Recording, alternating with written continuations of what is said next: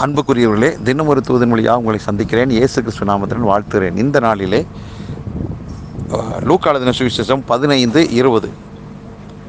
எழுந்து புறப்பட்டு தன் தகப்பனிடத்தில் வந்தான்.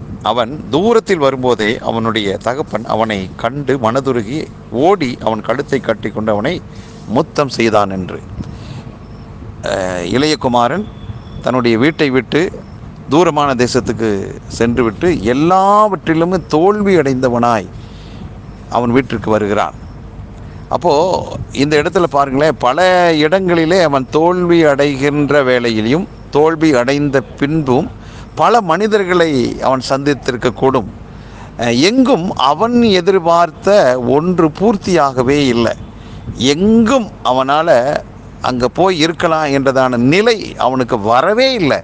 ஏனென்றால் எல்லா பக்கமே அவனுடைய நினைவுகளுக்கும் அவனுடைய சூழ்நிலைக்கும் எதிராகவே எல்லாமே அமைந்து விட்டது.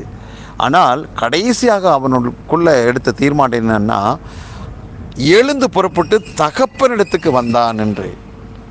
ஒன்றை புரிந்து கொள்வோம், அந்த பரம தகப்பனுடைய வீடு மட்டுமே எந்த சூழ்நிலையிலும் ஏற்றுக்கொள்ளக்கூடியதான மனப்பக்குவம் நிறைந்ததான ஒரு இடம்.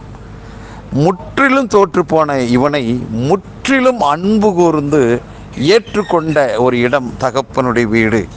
இந்த வார்த்தை கேட்டுக்கொண்டிருக்கிற யார் எந்த சூழ்நிலையில் இருந்தாலும், எவ்வளவு பெரிய தோல்வியோடு இருந்தாலும், இன்றைக்கு ஆண்டவர் உங்களோடு என்னோடு பேசுகிற நல்வார்த்தை என்னன்னா, எழுந்து தகப்பனிடத்துக்கு திரும்புங்கள், ஆண்டவரிடத்துக்கு திரும்புங்கள். அவர் மட்டுமே எந்த சூழ்நிலையிலையும் உங்களை ஏற்றுக்கொள்ளவும் உங்களை மீண்டும் மேன்மைப்படுத்தவும் அவரால் மட்டுமே ஆகும்.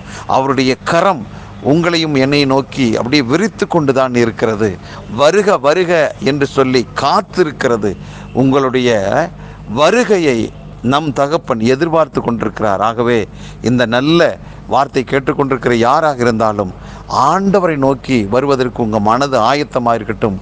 எந்த சூழ்நிலையிலும் அவர் உங்களை ஏற்றுக்கொண்டு உங்களை உயர்த்த அவர் ஆயத்தமாக இருக்கிறார். ஜெபிக்கலாம். நல்ல பிதாவே, ஆண்டவரே, இளையகுமாரன் தகப்பனிடத்திற்கு வருவதற்கு அவன் ஆயத்தமானான். அவனுடைய வாழ்க்கை தலைகீழாக மாறியது.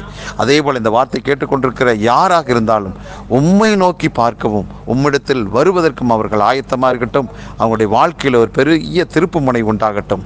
ஒவ்வொருவரை வாழ்த்தி ஆசீர்வதிக்கிறேன். இயேசு கிறிஸ்து நாமத்தில் ஜெபிக்கிறேன் நல்ல பிதாவே, ஆமென்.